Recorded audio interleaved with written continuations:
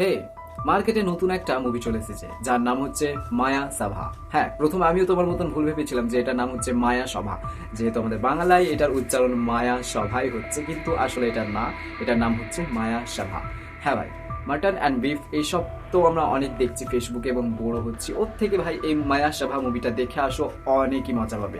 কারণ এই মুভিটা যদি আমি স্টোরি লাইন বলি, পুরো ধামাকেদার একটা স্টোরি লাইন। এটা না কোনো থ্রিলার পাবে, না কোনো হরর পাবে, কিন্তু এমন এমন সাসপেনশন এই মুভিটার মধ্যে দেখাবে যে তোমার মনে হবে, মানে ভেতর থেকে ছটফটা নিয়ে আসবে যে এই পরের সিনে কি হবে এবং কেন এরকম হচ্ছে। আর একটা জিনিস আমার এখানে খুবই বেটার লেগেছে, যেটা হচ্ছে দুটো ক্যারেক্টারের কথোপকথন হচ্ছে, কিন্তু এটার কোনো ব্যাক ফ্ল্যাশ দেখানো হয়নি। সেখানে তোমাদেরকে নিজেকে এখানে ইমাজিনেশন করতে হবে যে সেখানে কি হতে পারে। এটা আমার খুবই ভালো লেগেছে, কারণ ভাই নিউ একটা থিওরি এখানে ব্যবহার করা হয়েছে, এটা আমার খুবই ভালো লেগেছে। আর এখানে মেনলি স্টোরি লাইনে দেখানো হয়েছে যে 4টে ক্যারেক্টার থাকবে, আর এখানে যে মেন রোল আছে সেটা হচ্ছে এই মায়া সভা নামে একটা থিয়েটার। হ্যাঁ, এই থিয়েটারটাই হচ্ছে একটা মেন ক্যারেক্টার, আর এই মায়া সভা থিয়েটারটার মধ্যেই প্রচুর সোনা লুকানো আছে। আর সেখানে একজন বসবাস করে তার ছেলেকে নিয়ে, আর তার নাম কি না কি সেগুলো সব তো তোমাদেরকে মুভি দেখেই জানতে হবে, কারণ আমি যদি এখন বলে দিই তোমাদের ইন্টারেস্ট চলে যাবে, এটা আমার খুব ভালো করে জানি। তারপরে সেই লোকটা কে এবং কেন তার ছেলেকে নিয়ে সে সেখানে থাকে, সে সব তো তোমাদেরকে মুভি দেখতে হবে তার জন্য। আর তারপরে দুজনকার এন্ট্রি হচ্ছে, তারপরে যে ক্লাইম্যাক্স দেখানো হচ্ছে, যা দুর্দান্ত সিন দেখানো হচ্ছে, সেগুলো সব কিছু তোমাদেরকে মুভি দেখতে হবে, কারণ ভাই বলে দিলে তো হয়ে যাবে।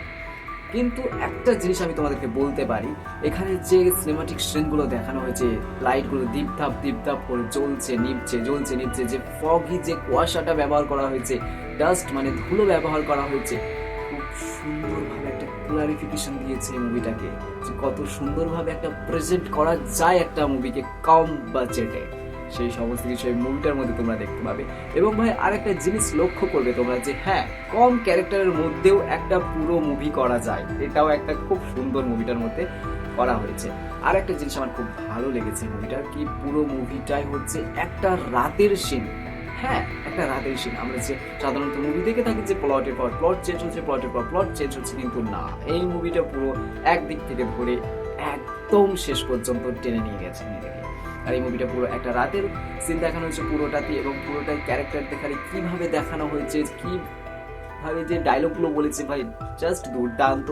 চারজনকারী অ্যাক্টিং দুর্দান্ত ছিল। আর ভাই এটা ডিরেক্টরকে দেখতে হবে তো।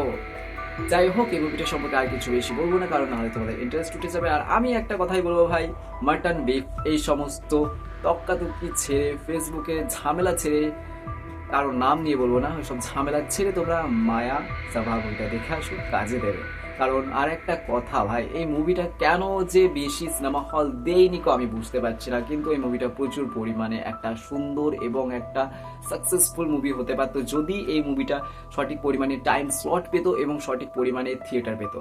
আর ভাই এটা টাইম যে সমস্ত সিনেমা হলগুলো নিচ্ছে এই মুভিটাকে, আর টাইম স্লট দেখলে না মাথা যন্ত্রণা ধরে যাচ্ছে। কারণ আমি যে সিনেমা হলটায় যে স্লটে দেখেছি সেটা হচ্ছে রাত 8:30। এই টাইমে কে মুভি দেখতে চায়? আমাদের এখানেও দেয়নি মুভিটা, অনেকটা দূরে যেতে হয়েছে আমাকে।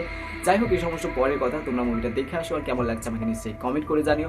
আর যারা এখনো সাবস্ক্রাইব করেনি অবশ্যই সাবস্ক্রাইব করে দাও। আর আমি এই মুভিটাকে রেটিং দেবো 3.5 আউট অফ 5।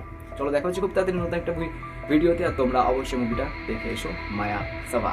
বাই বাই, দেখা হচ্ছে খুব তাড়াতাড়ি। জয় হিন্দ।